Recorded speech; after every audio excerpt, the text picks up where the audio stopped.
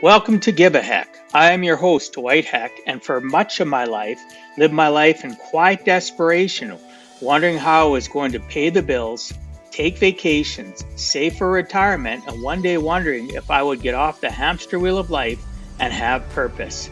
A life that most of society lives, which takes us to work, then home, then repeat, and pays us hopefully enough just to survive. The harsh truth that most live with more month than money and have no idea how to live life on purpose, not by accident. This ensures the mass majority are living not just financially broke, however emotionally and mentally as well due to financial pressures. In each episode, I will introduce you to thoughts, ideas, and guests that can help you to learn how you too can live life on purpose, not by accident.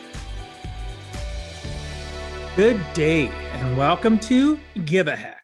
On today's show, I welcome Phil Swanson, Chicago-born, Detroit-raised, and Houston-grown. Phil is a former college athlete, a successful corporate professional, and a business owner who is also a professional engineer by training and a leader by experience. Passionate about arming people with tools, mindset, and mentorship to win at whatever they're working to accomplish and expanding their vision for what is possible. Phil began hosting the Go Lead Everything podcast and founded GLE. His mission to build an international network of millions of leaders who lead with faith, love, and integrity and courage and build up others to do the same. Why? Well, the world is starving for leadership, and Phil is just the person to guide others to achieve the ultimate version of themselves. You may be wondering, how does he do this? Well, Phil connects people to the right information, networks, and mentors, enables them to win at whatever they're working on to accomplish and expands their vision for what is possible. I'd like to welcome you to the show, Phil. Thanks so much for agreeing to come on and share with us some of your life journey. Thank you, Dwight. I appreciate it. It's an honor, brother, and good to be with you again, man. Loved our chat not too long ago. Yeah, it was amazing. For the listeners, go check out GLE, Go Lead Everything podcast. Phil's an amazing host, as I know he's going to be an amazing guest as well. So, Phil, let's get down to it. One of the things that I specialize in and want to discuss is somebody's origin story. And for the listeners that are new, why is that? Well, growing up and even going into adulthood, it drives me batty when anybody does storylines. Marvel and Star Wars are terrible for it. DC, where they start in the middle and then years later they go back to the origin. How about we start at the origin of somebody's life? Because really, who is Phil? Phil started as a young dude, and he had learned behaviors that were taught to him by, for me, my core values are faith, family, work. And for you, I know a lot of that's the same. Mm-hmm. And your origin started way back when you were little. So who you are today is important to understand via your origin. So what key things from your childhood to adulthood that led you to where you're at currently in life? Well, thanks again for having me on, Dwight. It's an honor. And thinking back to Chicago, I was born just outside Chicago, suburbs of Chicago. And I was born to a mother and father who, my dad was an engineer, civil engineer, worked in energy. If you follow me, you've probably heard me say that many times. And my parents met in orchestra at the University of Missouri.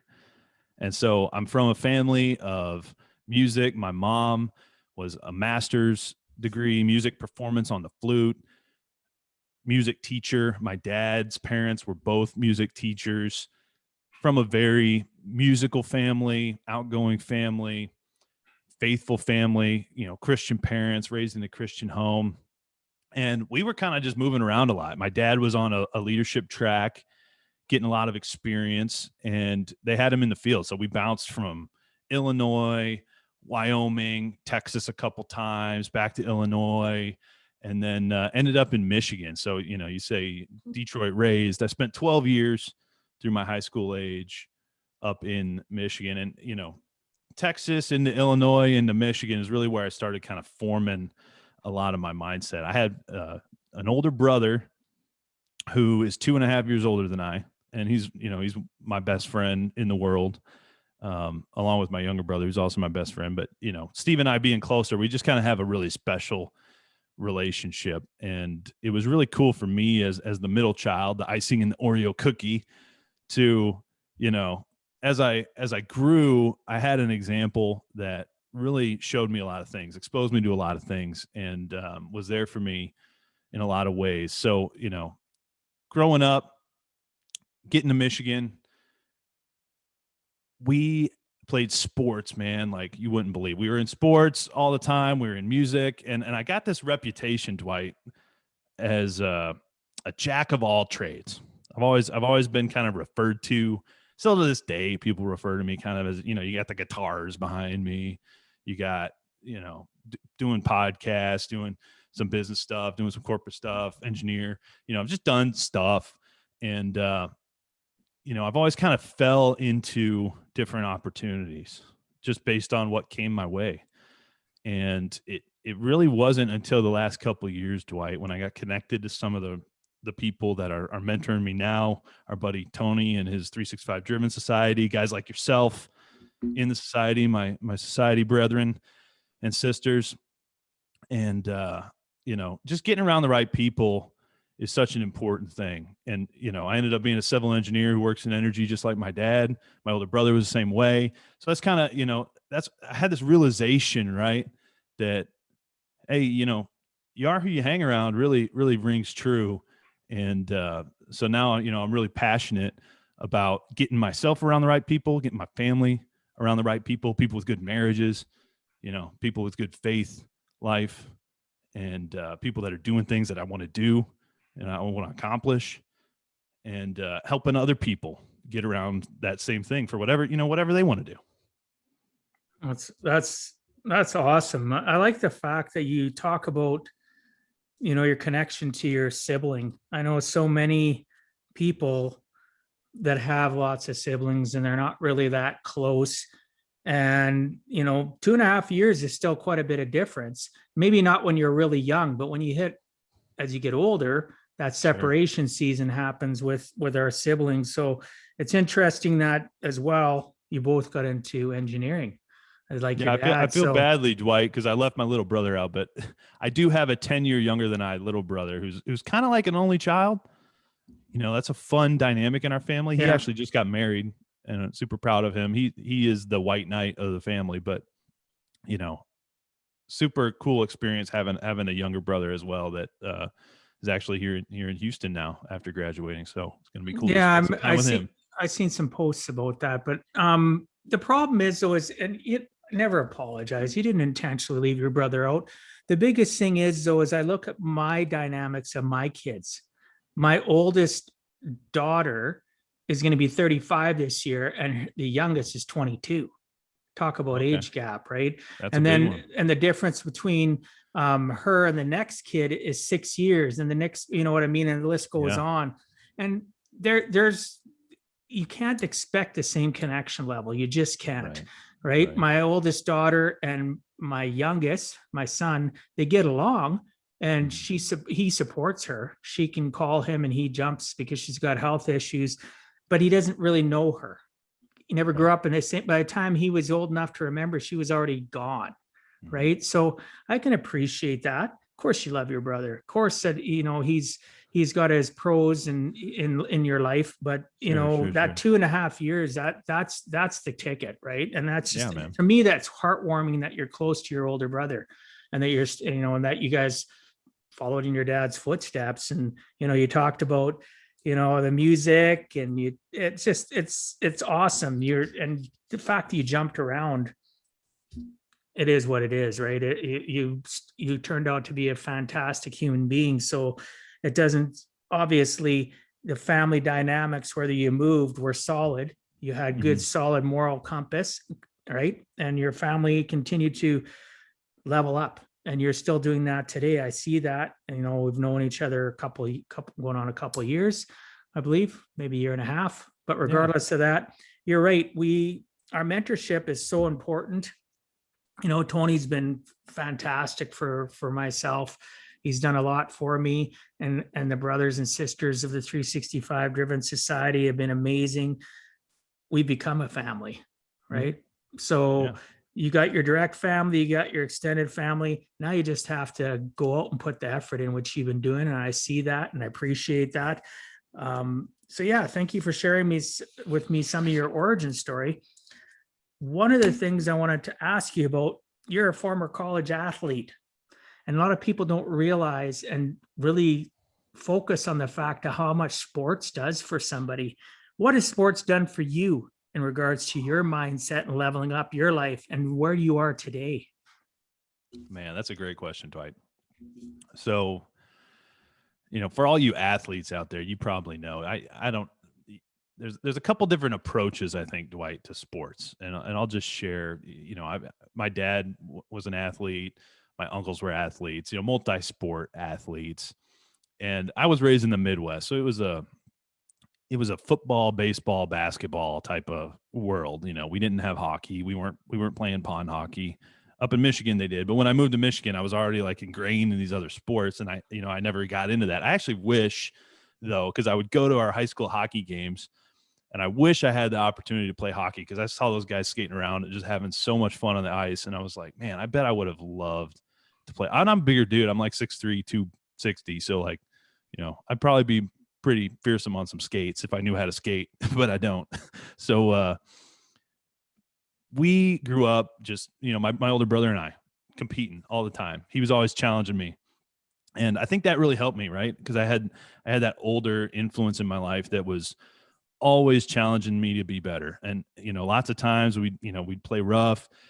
I'd end up crying and quitting or whatever. And then, a little bit later I'd come back. And, sports to me, the biggest thing anybody can learn from an athletic career is how to lose well. And, people love to win, but some people that win a lot actually hate losing, maybe more than they like winning per se. But they also know how to lose. They know that losing is temporary and there's always another game. There's always another day. And hey, after that day's over, the score is 0-0. I got a great friend of mine that's always saying that every day. He wakes up in the morning and scores 0-0. We're starting over, new day. It all is fresh. And I just love that saying that, in sports, you do a lot of things that may seem like they don't make sense, right? Like we're on this self-development journey. Some people might think, sports are a big waste of time, right? And, to some degree, I do think that they can become a distraction, especially if you're, just a beer drinking son of a gun who just, all they do is like watch sports, like, and doesn't take care of their family or doesn't fulfill their responsibilities, right? So, there's that path. But for the most part, for me, sports teach people how to do things that are hard and how to do things really well and how to persevere when things don't make sense or a call from an umpire wasn't fair. That wasn't fair. Well, guess what? Nobody cares. It's over. You got to keep going. You got to figure out a way to win. And, I think those lessons are so important. I mean, there's so many times I remember back at my university, I can't even tell you, Dwight, how many times I think back to my college life and I just can't believe that I did some of the things I did. I remember having to roll as a punishment, being late to lifting one morning. They made us lay down on a cement floor in the basement of the athletic building. And I literally just had to roll for 45 minutes, just lay on the ground and roll. And all it does is make you throw up, right? Like it's just your punishment. And then I had to come to my workout later. But, you do these things that you sit there and you go, how is this making me better? I even had teammates back then that would quit and say, how is this making me better? But what it was doing is it was shaping your mind. It's kind of like the military. There's a certain amount of brainwashing to a degree.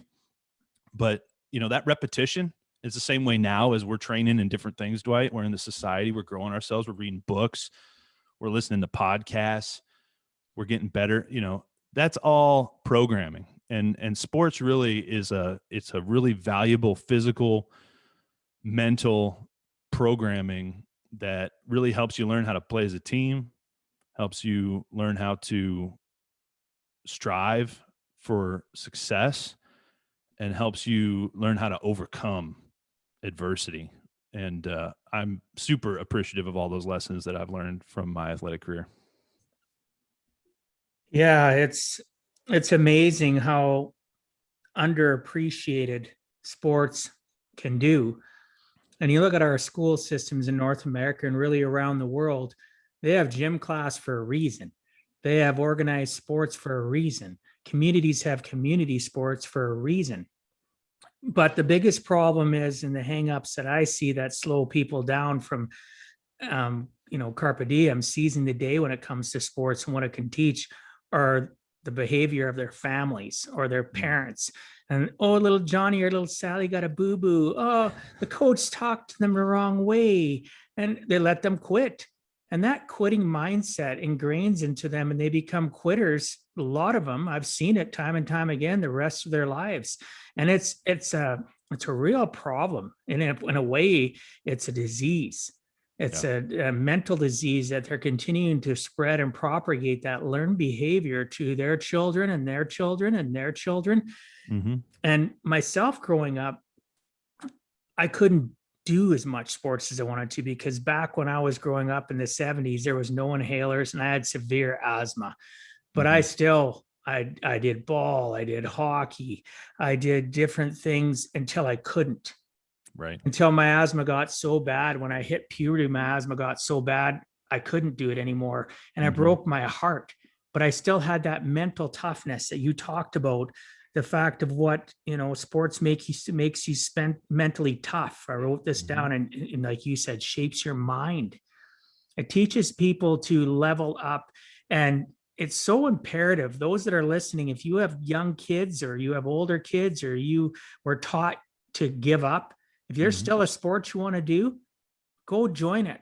Go figure it out. Go try it out. There's all different types of athletic leagues for adults that want to learn. You can learn pretty much anything. What I will suggest, though, is do not join a beer league. Sorry for those that offends. Come on, what's a beer league? They run around the bases, they have a beer, and then they run around the bases, they have a beer. They get done playing, half of them are intoxicated on the field. I've got relatives and friends that are in those leagues. And for those of them that are listening to this, you know what? I've told you what I think. If you want to do it, play your sport, then go have a couple beers. I got no problems. Don't do it while you're playing. All right.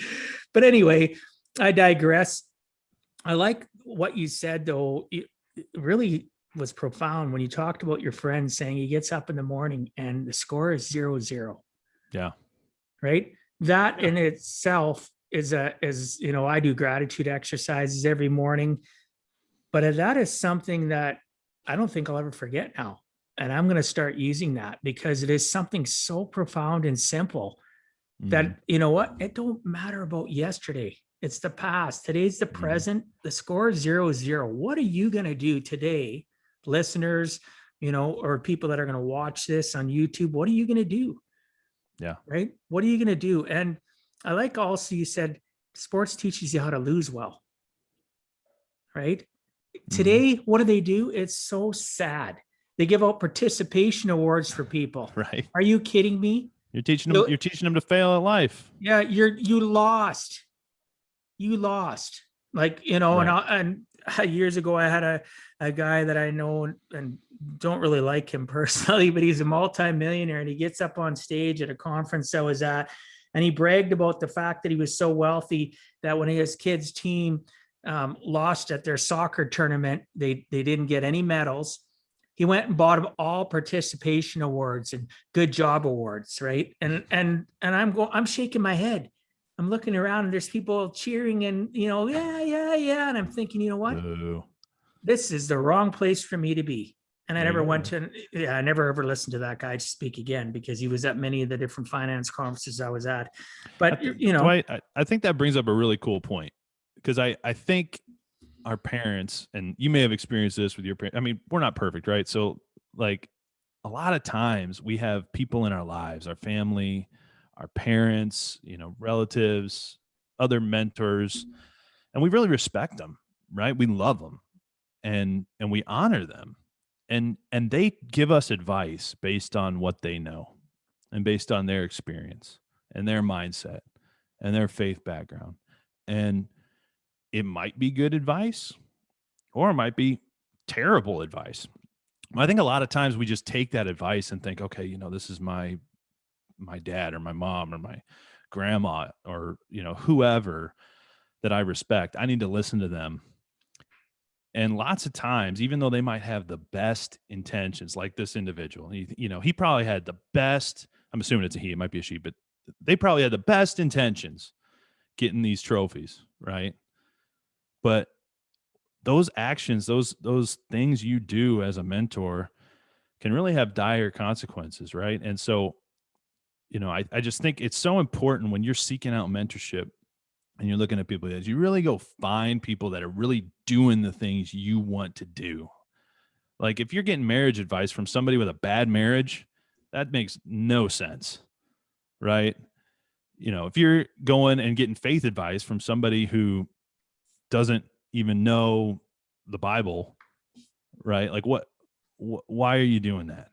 Right. So you gotta know where to go to get the right information. And so that, that's one thing I've grown really passionate about, because, you only know what you know, and people have the best intentions, but a lot of the advice we get, you got to run it through a filter, right? You got to have your internal filter always on, filtering out what's good and what's bad.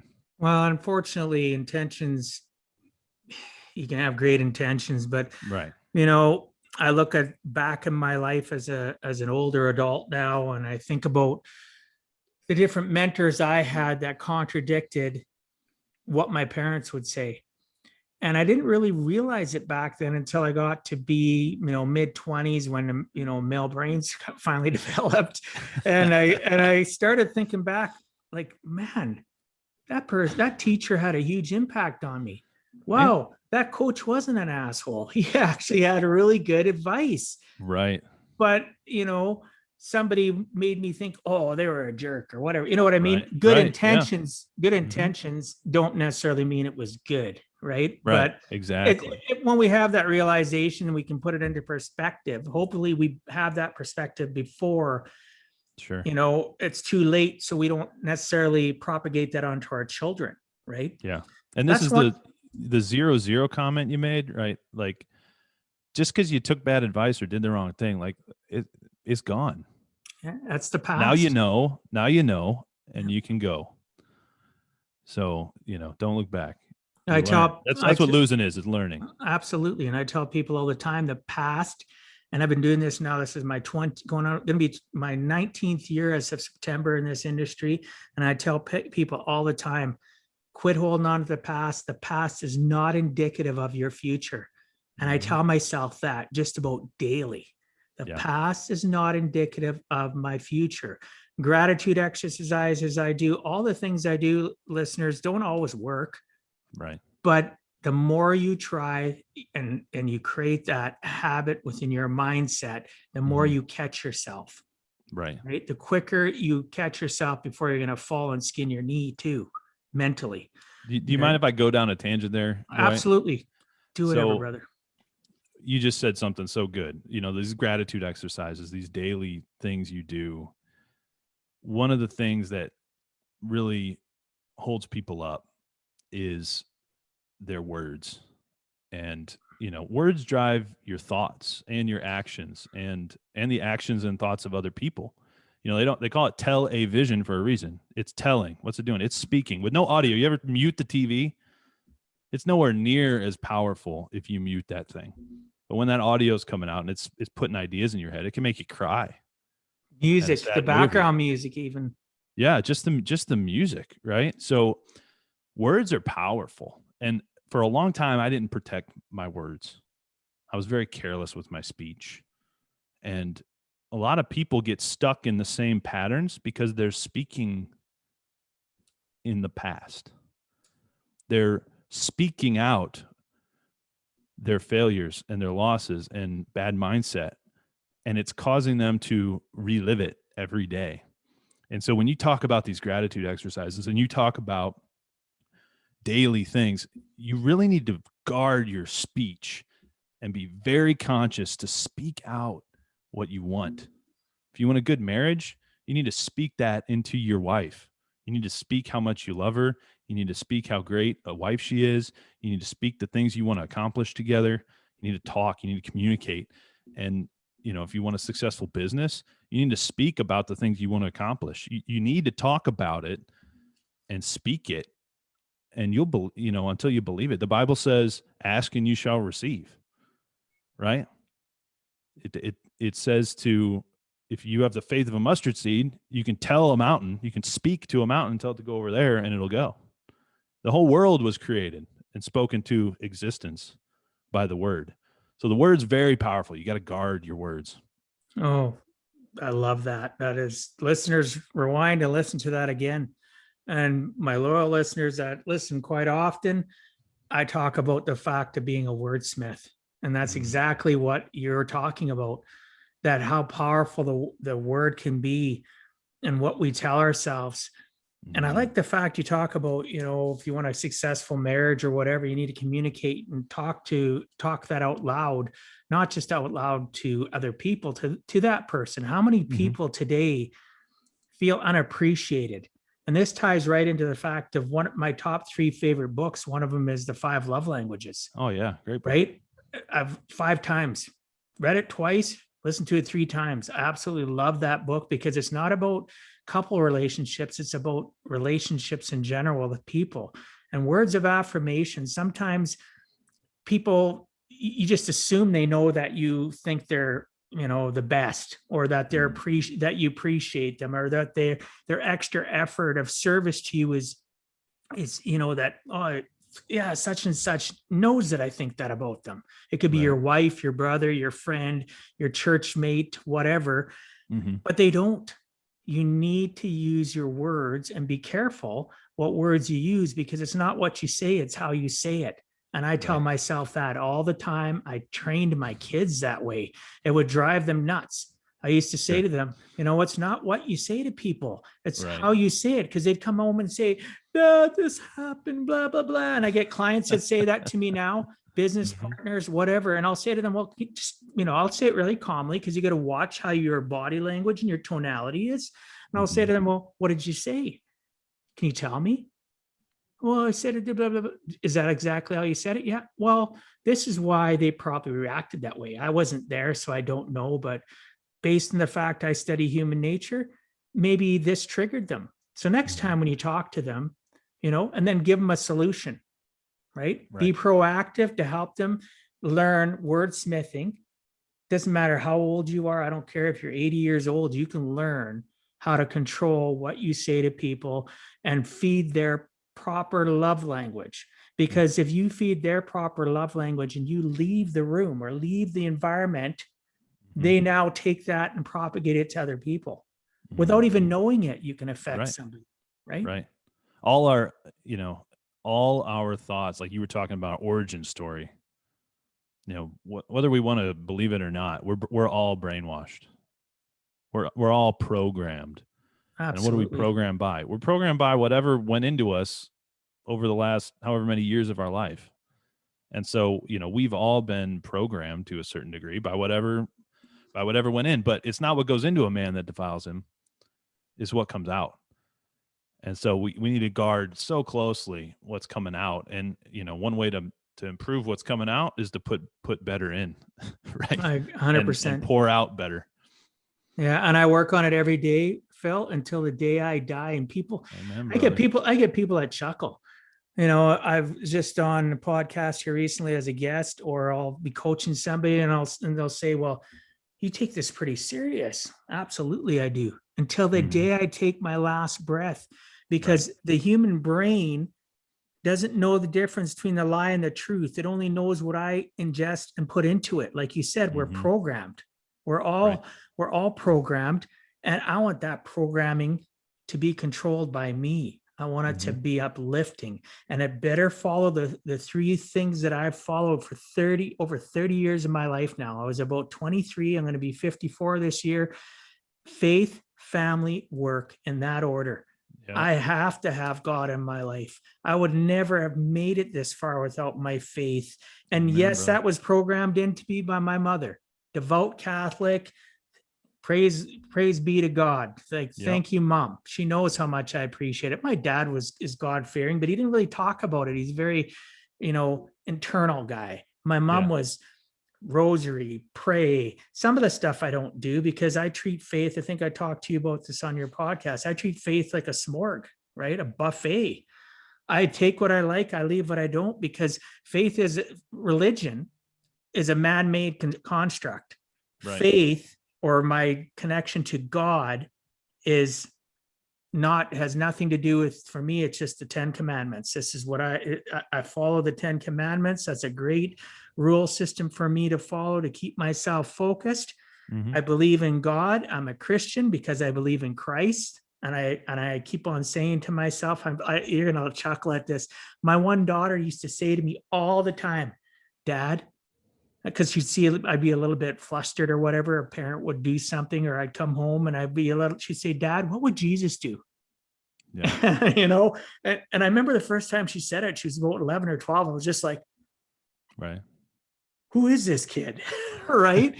Because God sends us the people to give us the message. We keep on looking for the message. Right. People come to us with the message. We just got to be open to receive it.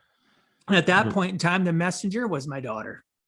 Yeah, you're right where you need to be to get where you need to go, for sure. And thinking back, Dwight, it sounds like we had kind of a similar parental structure in that, my mom was a great spiritual influence on my life, and my dad was a faithful man who read, he read our devotions every night, and but he wasn't one to really talk about it all the time necessarily. But my mom is a faithful woman, and just taught us a lot about what God's word actually says. Right. We're talking about mentorship. We're talking about what's true and what's not. And, if you want to know and learn from the best mentor, go to his word and actually study it and learn it, because very few people do that. And I was just been blessed to have been raised in God's word pretty much daily my entire life. Right. And just had it poured into me. So, I almost probably take for granted all that I know about it. But, I want to just make a comment on one thing that's been so important in my life, and it's identity. And it's something that years ago I really was a head case on, was my identity. And it kind of stems back from sports and that jack of all trades. And I was a stud athlete. I was a really good high school athlete, and then I got to university and I was a really average university athlete and didn't have the career I wanted. And, it screwed with me. It messed me up because I had an identity that I had built by external things. I had created my identity based on what other people thought of me and things I was doing. And this kind of goes from faith too, right? Because some people think, oh, Christians, they just got to follow all these rules. Well, yeah, Christians want to follow the rules because they believe, and from that belief, their works are going to follow. I mean, like an apple tree doesn't not produce apples; it produces apples. So our fruit, what we do, what comes out of us, comes from our identity. And once you know your identity as made in the image of God, as the Son of God laid down his life for you and covered all your sin, you can go and live in faith, love, integrity, family first. You're free to go do those good things because of what Christ did. And so that is such a profound thing that I, to this day, when I'm feeling stress or feeling pressure or feeling weak or feeling not good enough or feeling whatever, you got to remember whose you are. And when you remember that and your identity comes from your creator, then you can stand up to the influences of the world. God's will be done is what I constantly say to myself when I feel outside circumstances or pressures from others, Oh yeah. or not even others, things that I put on myself, that burden of, Right. I got to hold up the world. And I've learned over the years and just say, you know what, Lord Jesus, I give it up to you. God's will be done. And, and it's like a pressure relief. Mm-hmm. For those listening, if you're not a God-fearing person, or that's fine, but at least have the ability to find something that you can ground yourself with, that you can believe in. For me, God's been my biggest life anchor to be a better parent, because really we're all God's children. We're all brothers and sisters to one another. God simply blessed me and said, you know what, you're going to be a parent of my children. Mm-hmm. You're going to be a person, a vessel of my knowledge and my experiences. Hopefully you will do, God's will be done. Right. Right. And once you know that everybody is God's children, then why wouldn't we want to go and take care of all of God's children? It's peaceful, though. When you think about it, that we're all God's children, it washes over me. I feel peace. Just saying it, talking about it gives me peace. When Joe Blow's ticking you off or flicking you off on the road, just pray for him and love him. Who knows what he's going through, right? Yeah, absolutely, brother. And how many people today, I'll say to them, you know what, you don't know what journey that person's going on. And I'm not perfect. God knows I'm not perfect. I have issues. I get flipped off, and sometimes I'm just like instantaneous. Sure. It's like, rah, but I catch myself. Why? Because I practice. Life is in session. This is not a dress rehearsal. You need to practice on being the best version of you, of what God expects you. Like Ed Mylett would say, he's going to go up to heaven someday, and, God's going to say to him, you know what, Ed, this is what I expected you to be. And he says, I've lived in that fear my whole life. I don't want to be God saying, this is who I wanted you to be, and this is what I ended up being. Right. So I'm always striving to be the best version of what God, I don't know. God hasn't sent me a dictated message in print saying, this is what we want Dwight to be. So I'm fallible. I make mistakes, right? There's only one person that ever walked on this earth that was in human form that was perfect, and that was Jesus. Yeah. Amen, brother. All right. And he foreordained before the beginning of time our good works, that we might walk in them.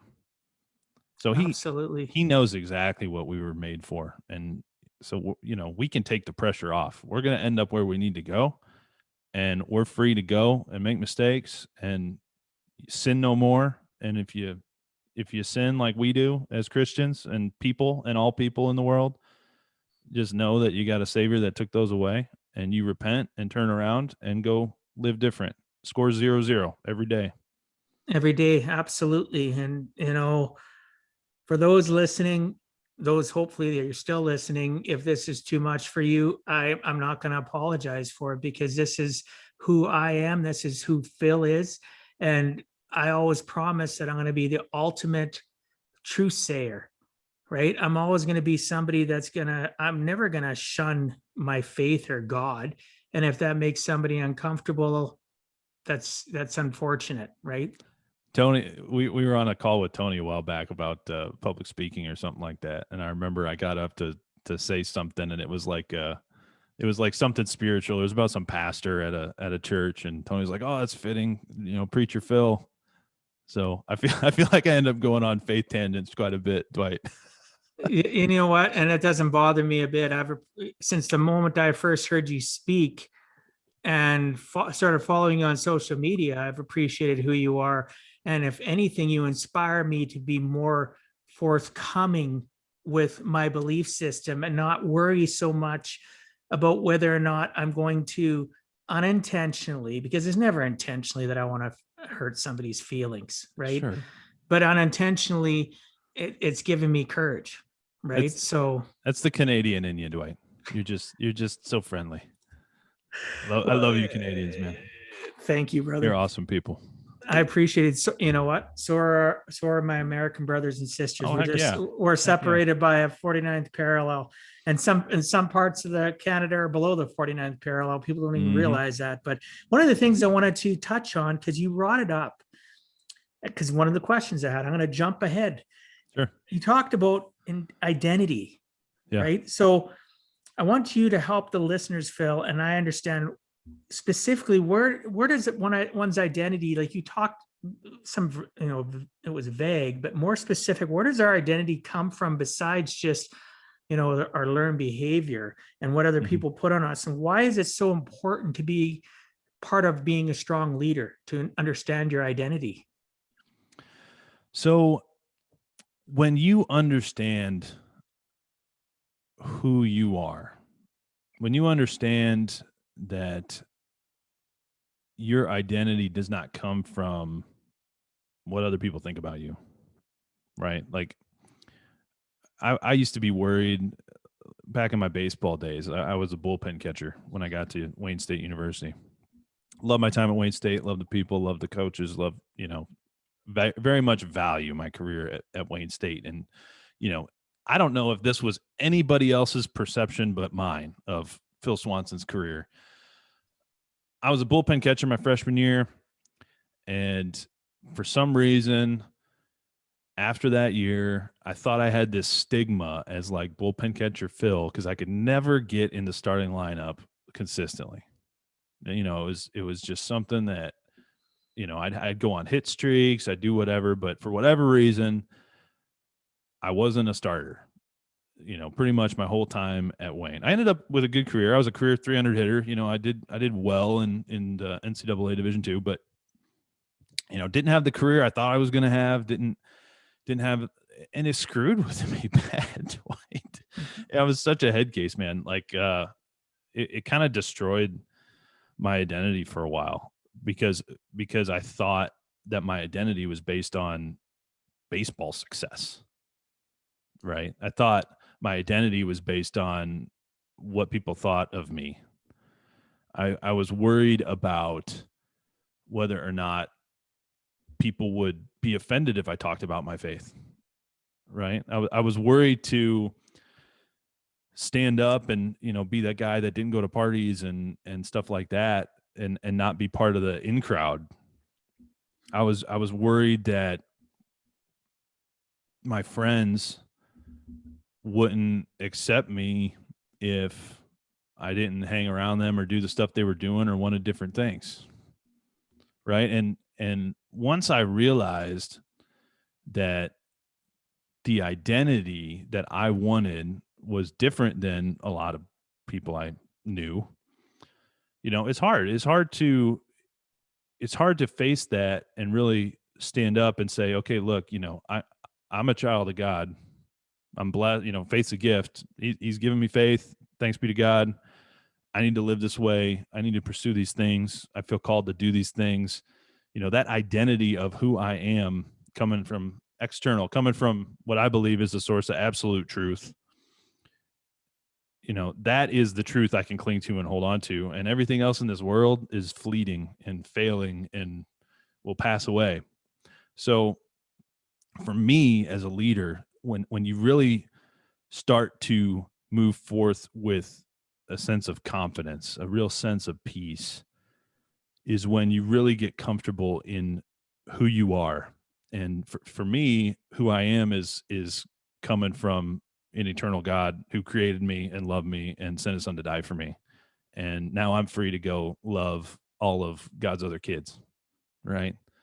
And serve them and help them do and become and expand their vision and realize what they're intended to be, realize what God made them to be. And I think we sell ourselves short. And I think we're programmed by our environment. So, I'm passionate about people that want to grow and get around better programming. Oh, that's good though. And every day we just got to keep on realizing that God has a purpose for us, and we have to start and shut out the noise of society And what the message is that you can't make a difference. I hear that all the time. You can't, what are you doing? Just be happy, going to work, go home, get paid. And the programming never stops.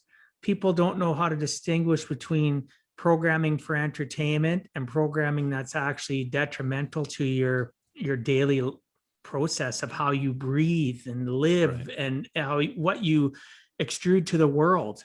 And yeah, it's become really prevalent that all I need to do. So back to that, score is 0-0 for me. Every day I say, I when I wake up, I say, Lord, thank you for allowing me to wake up today and giving me another shot to be the ultimate version of myself so that I can help listen to this, listeners, one more person. Right.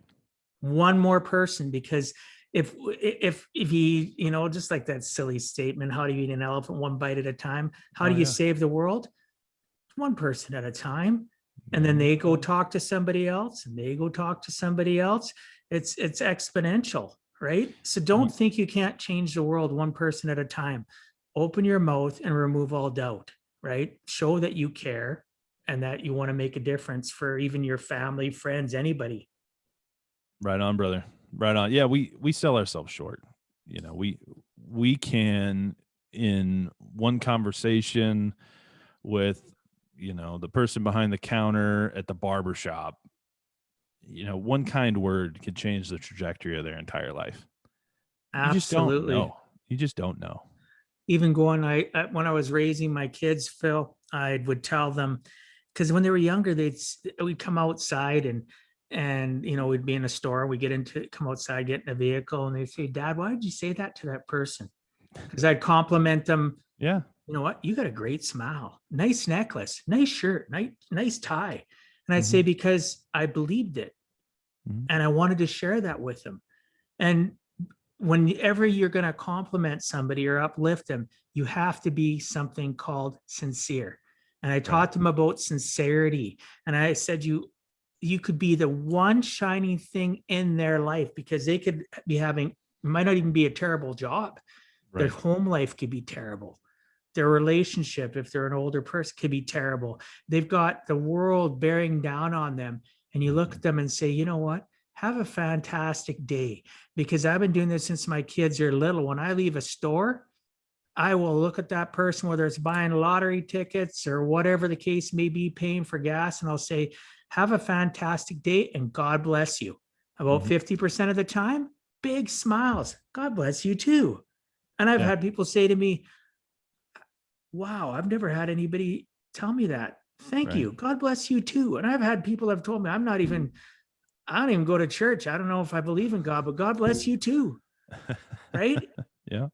Because you leave an indelible mark on somebody with your words and actions. You may never see them again, but you could be the deciding force to catapult them into the next day to want to achieve greater things. So, yeah, I tell people, Dwight, I love what you said there. If you're having a bad day, this happens to me all the time. Tony will post, I don't feel like working out, and he'll be at the gym doing deadlifts, right? Didn't feel like working out today. I love that, right? Because that's what, people that are successful, they're really good at doing those things that are hard and they don't necessarily feel like doing, but they know they need to do them. And I'm not saying you got to go deadlift every day, but one thing you can do, especially if you're having a down day, right? It's really hard to have a down day. Like, go do 10 random acts of kindness to people and tell me if you're in a bad mood or depressed. Like, it's not humanly possible, I don't think. So, I know this world's struggling with COVID going on and depression and all this stuff. I really think if we got out, we were more physically active, and we were just focused on helping other people and stopped, isolating ourselves and focusing internally, but focusing externally, start being a producer instead of a consumer. Start offering the world something instead of just take. And, it'll change your world. Yeah, absolutely change your world. 100%. And, one of the simplest things is, you talked about random acts of kindness, or, people look around you and realize that you can just look around you, stop right now, even while you're listening to this, or pause it and look around and be grateful for what's around you, because your brain cannot exist in a state of gratitude and worry at the same time. Right. Trust me, try it. If you're worried and you're a worrywart or you're angry, you're upset, you can't exist in that state if you have gratitude for something. So try it. Try something as simple as that. And the random acts of kindness you talk about, we are simple as just next time you go into a store, thanks so much, I appreciate you. Or I took out my son yesterday, or I'll take out my grandson or whatever, go out for brunch or breakfast or something to eat or anything. And I'll tell people, thank you for the great service. Now, if the service sucks, I'm not saying that. Don't lie. Right? Don't lie. Right? Be genuine and sincere. That's I struggled with this, Dwight, for so long. This whole the speaking thing, I'm not talking about affirmations of repeating false stuff. Because for a while I thought the whole, affirmations thing was bogus, and, all this speaking matters, I thought it was superstitious junk of oh, I'll just repeat something over and over and over, and even if I don't believe it, it'll magically come true. Or even if it's false, it'll become real. It's not saying things over and over when they're not true. And I think it's a fine line. So I just wanted to clarify that point for people, because, you got to be truthful with yourself as well. But you also can speak the things you want without lying to yourself. And because you're going to know if what you're repeating to yourself isn't true. And, just repeating a bunch of stuff that's not true isn't helping anybody. You have to put action in place. Right. Like people talk about the fact of a book or the series called The Secret. I say The Secret has its place, but the rest of it's poppycock. You can't speak into existence the fact that you're going to be wealthy, or that you're not going to be stressful, or that your alcoholic spouse or brother or mom, dad, or whatever abuse you possibly want. You can't speak that out of existence. Only action is going to cure it. Sure. So you can have all the affirmations in the world. You can have all the different things that you say out loud, but darn it, you better have a good mentor to keep you in check, right? To help coach and help you level up, because we're weak human beings. Trying to do it on our own is really tough, right? So obviously for me, faith is big, but then who I surround myself with is so important. What I listen to, what they say to me. I do say, I want this. I do visualization and all that stuff. And some of my mentors talk about that. Visualization's great. The stuff like The Secret's great, but if you don't do things or put stuff in place and then do actions and find people that can help level you up and support, all the words in the world are just empty words. It's like the wind blowing by the window as you're driving down the road. What's your approach to visualization? Do you have a vision board? What do you do? I have a vision board, but you know what? Everybody says that a vision board can be great for everybody. I don't need it. I just did another vision board because I was going through a program where part of it was, and I followed they wanted that done. So I did a new vision board. I don't need to see it up on the wall. I honestly can close my eyes and I can see the vision board I created. Because it's so prevalent. It's the things that I desire that I'm actually working on, that I don't necessarily need a vision board. Now, visualization, I've struggled with that, and I've gotten better because I have a coach. I belong to other masterminds besides 365 Driven Society. I belong to Tony's mastermind, but I have another mastermind I belong to that's just speaking for speakers, authors, and coaches. And they talk about visualization and the fact of, Dwight, you want to do this speaking. We know you've done speaking for years. We want you to close your eyes. And they went through this exercise with me. It took a few minutes. And now when I close my eyes, I can visualize myself coming out of the green room, coming up on the stage. I can visualize myself introduce, hey, everybody, how's it going? I can, whatever the case may be, I can visualize that, and my heart rate goes up.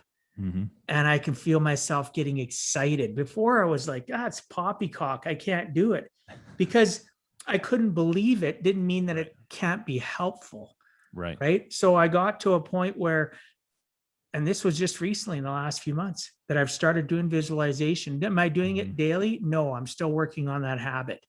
But sometimes I'll sit to myself, and I'm working on a speech here because I go into fall here in October. I go to Salt Lake City, and I'm going to speak on a stage, and I'm getting a professional team that's going to be there. There was 5 of us that were chosen. We got to pay for it, but there was 5 out of, there was a group of 11,000 people. Anybody could apply.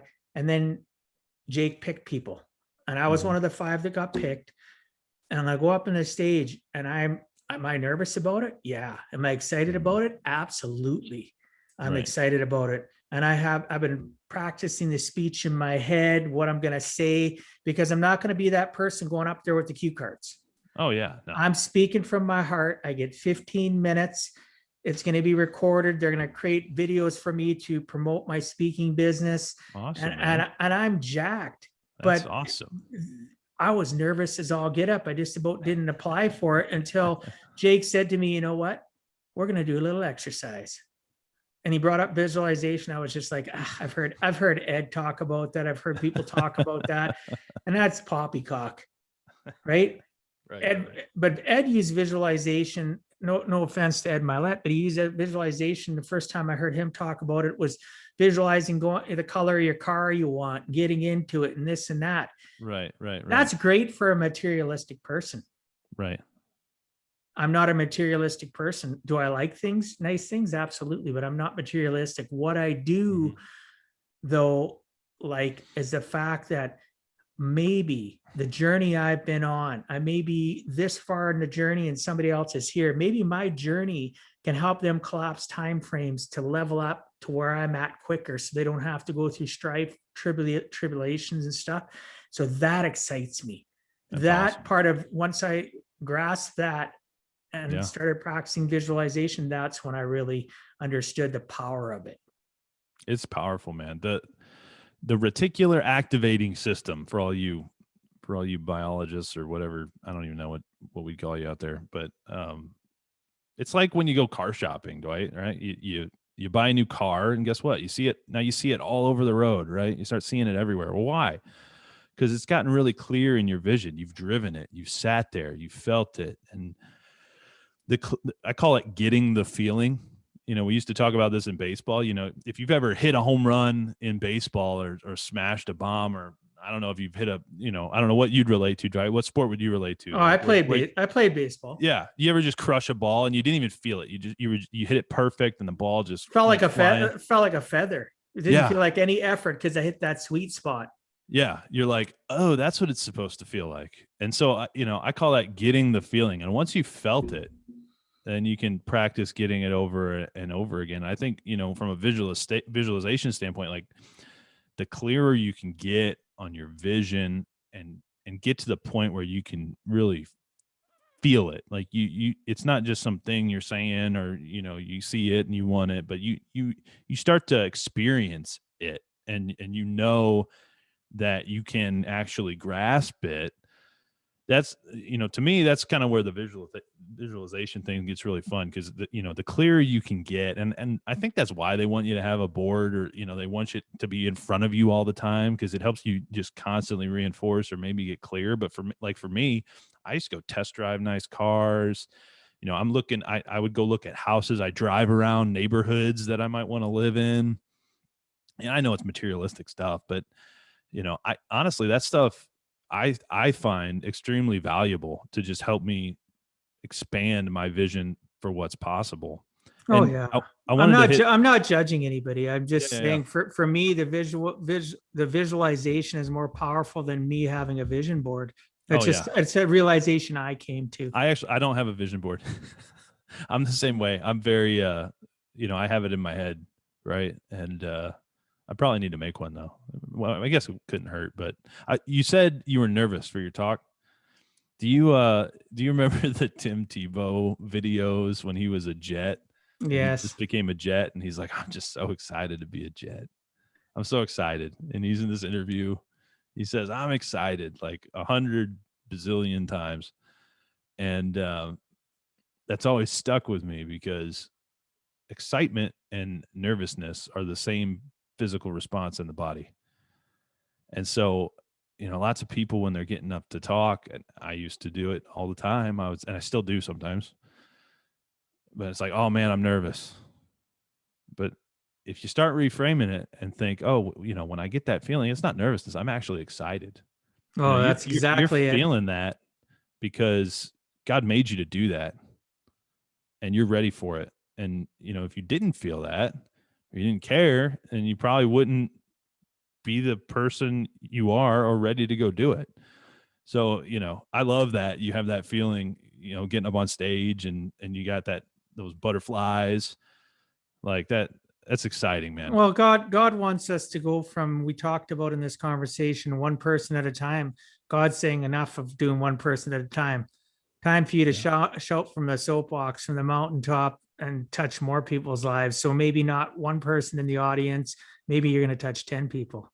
Sure. And they're going to touch 10. Maybe you touch one who touches 1 million. 10 others. Yeah. You never know. You just don't know. Maybe they become the next Tony Robbins. You just don't know. You don't know, right? And absolutely. So I love our conversation. So I personally believe that everyone should be given a modicum of trust. Mm-hmm. I do not believe it should be given freely and must be earned, though, through actions and by somebody's words, right? Mm-hmm. I would appreciate you hearing your take on this and how one earns trust as a leader. I love this conversation because trust is such a funny thing, right? And I actually learned a lot from Gary V. I don't know if you listen to Gary on his take on trust. It helped me kind of wrap my head around it in a way. I kind of do sometimes. Mixed reviews on Gary. He can irritate me just like Brad Lee. But you and I talked about that. You run him through the filter and you pick out what's good for the toolbox. Yeah, right? So I get it. Pick up a couple tools and I appreciate trust. Have you ever, Dwight, or do you think you could ever trust someone who didn't trust you back? You know what? I've never had anybody ask me, and my gut answer is no. I couldn't either.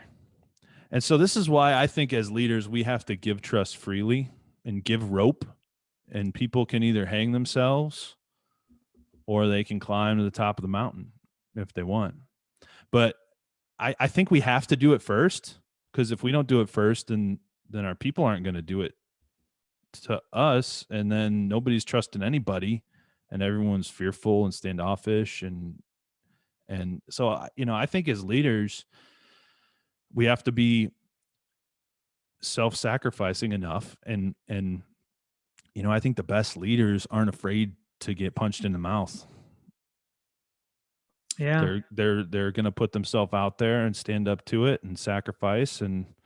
But I mean, it's easy to say that. You can't necessarily give away all, it's not that's like why give everybody my social security number, right? It's like a modicum of trust. For me, I give a specific amount up front to everybody, respect and trust. And then the rest to me has to be earned through their words and action. It just does, because through experience in my 50 some years, when I give too much trust to somebody, I've gotten punched in the teeth too many times, and then it affects those around me, my family and others. Well, yeah. So that's a delicate balance, Dwight. It is very much. I struggle with this. It's like the turn the other cheek thing in the Bible. It's like, well, yeah, I could turn my other cheek at the burglar coming in my house, but I got a wife and a daughter and a dog, and I have obligations to protect those that God has given to me that are in my stead, right? And I think Christians might struggle with this a lot. The whole turn the other cheek thing, or like, is it okay to go to war? And one thing that's comforting to me is we live in a sinful world that's tainted by sin. Everything we do is imperfect to some degree because of that. The reason we can even do good works is because those works are done in faith. And so it's not like, Phil went to the supermarket and put a shopping cart away, and that was a good work, but Phil left his shopping cart and didn't put it away, and that was bad. It's that Phil went to the supermarket in faith and whichever way I did, depending on where my heart is, maybe it was a good work, maybe it wasn't. I don't know. God knows those things.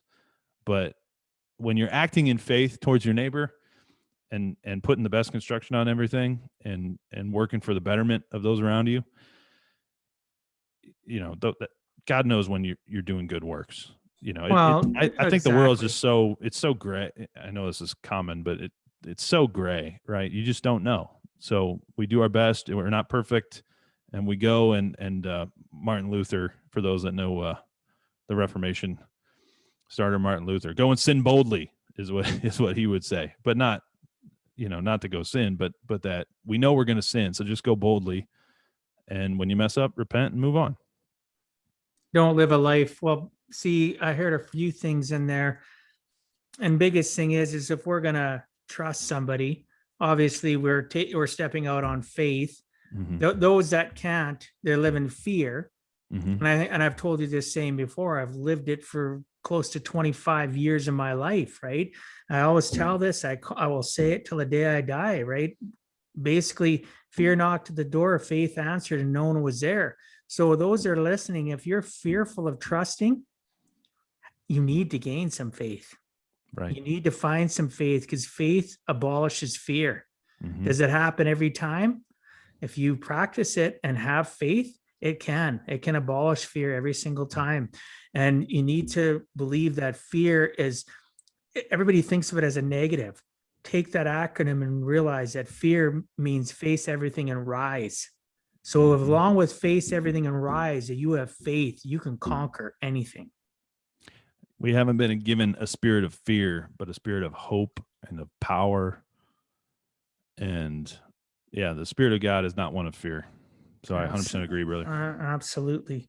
So, Phil, you have an opinion about some popular sayings. I like what I was seeing in your media sheet, and sayings that you would, I would like to hear your take on some of those sayings, like hard work pays off. It's all about who you know, believe in yourself. Can you explain a little bit about, how you feel about that? Yeah. So I've always liked the "it's all about who you know" saying. It resonates with me a little bit, right? Like, because I remember when I got out of college, I was applying for jobs, and I had several offers, but I applied to dozens of companies, and the only places where I got offers were places where I knew somebody. And so it kind of was one of those things where I was like, oh, it's all about who you know. They weren't joking. That it is all about who you know. But then later I kind of realized that I would take that statement a little bit further, and I would say, it's not just all about who you know, but more importantly, it's who knows you and what they think of you. Because your reputation is everything. People talk about personal brand these days. It's just reputation. I learned that from Gary Vee as well, but I think he's right on. Your personal brand is just your reputation. What are you known for? When, you can let other people create that, or you can proactively show people what you are and who you want to be known as. And, the more people that know you and think well of you, I mean, that's all about who you know. But it's more importantly who knows you and what they think of you.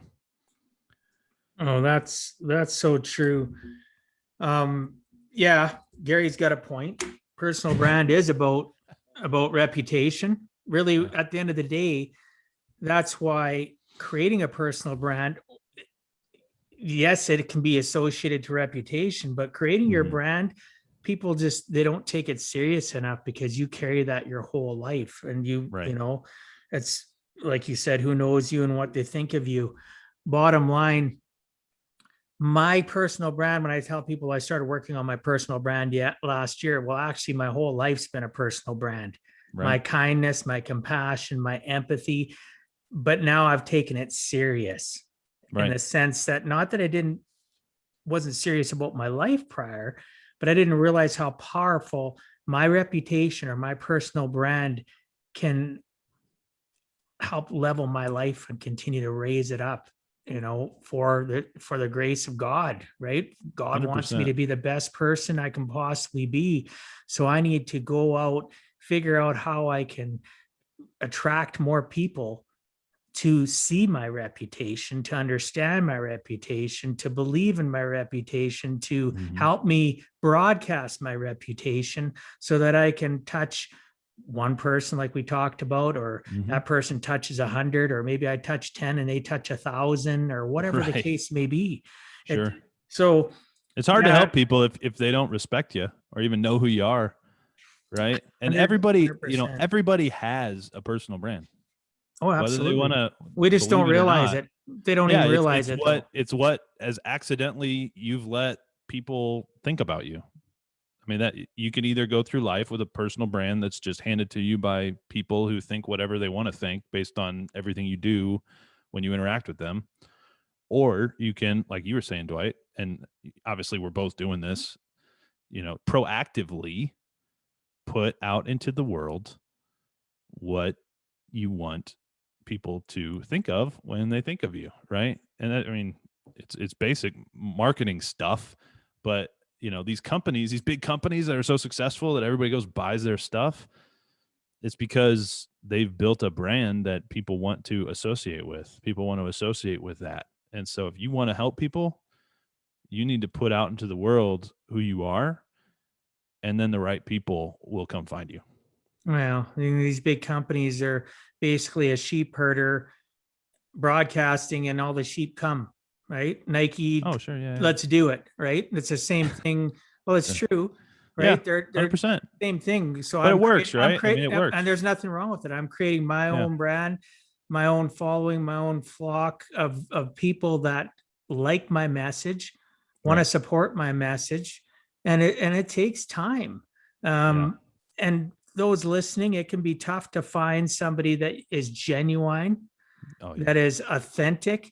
There's so many false prophets in the world in regards to religion. There's false prophets in regards to mentorship and coaching.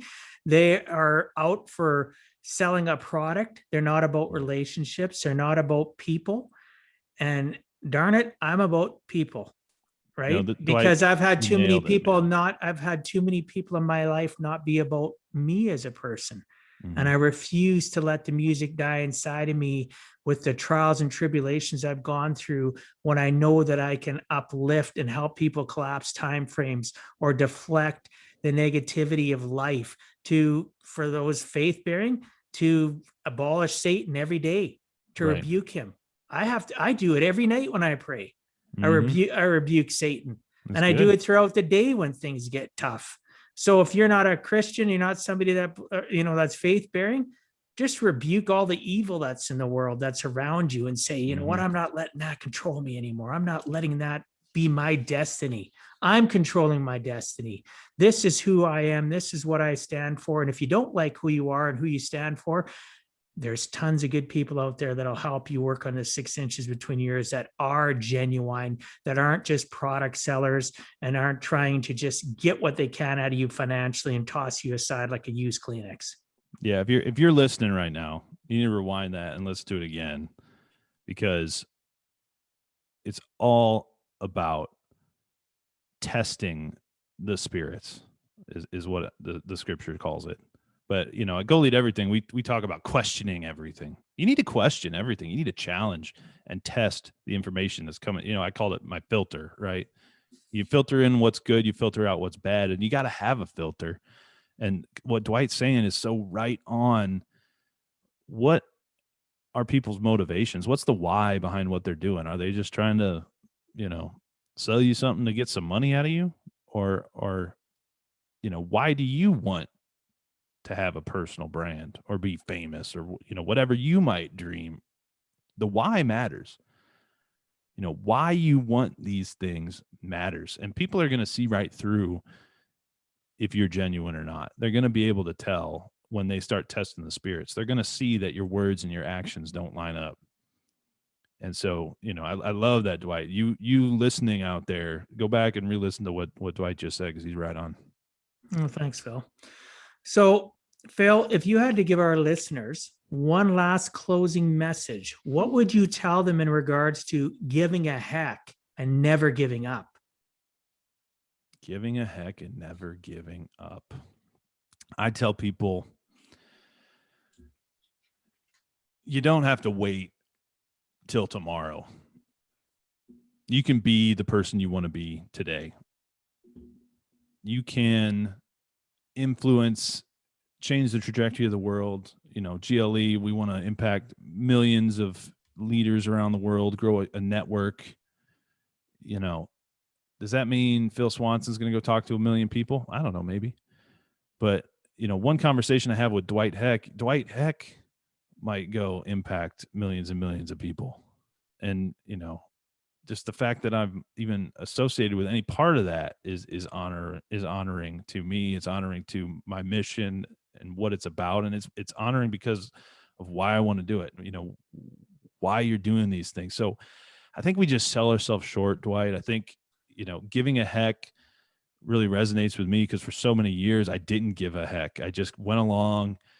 I skated through life. I lived whatever came to me.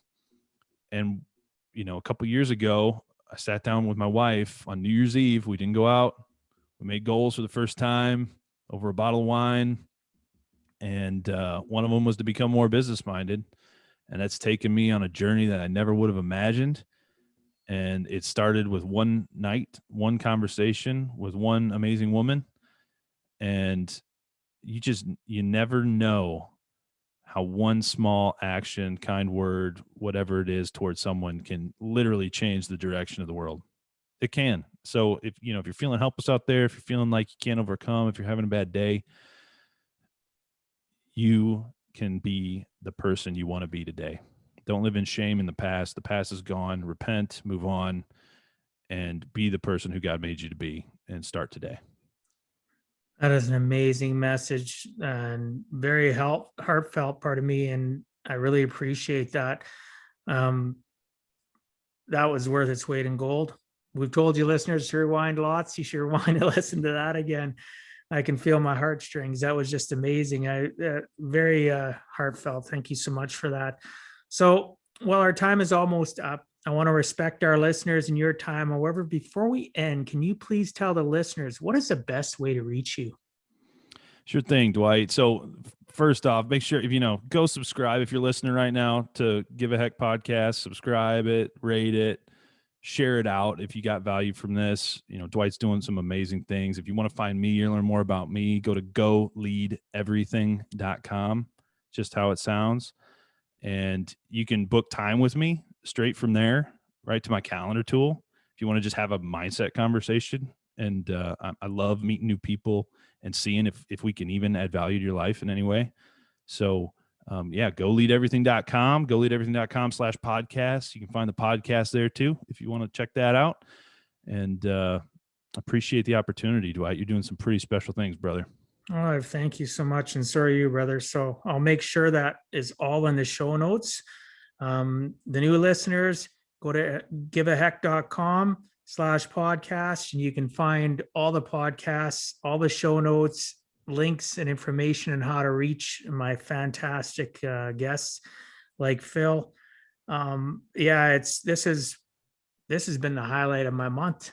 This has been one of the best conversations. No disrespect to anybody else, but this is so connected to my core 3 values, which are faith, family, and work. It's just, I feel so at peace. Love you, brother. Me too, man. Love you too, brother, too. Always good to connect with a kindred spirit. Yes, absolutely. I look forward to where you and I are going to go together in collaboration, because I'm certainly sure we can continue on with this great message of support and working toward helping people level up. Thanks so much for being on Give a Heck, Phil. I so appreciate your time and sharing some of your experiences so that others too can learn it is never too late to give a heck.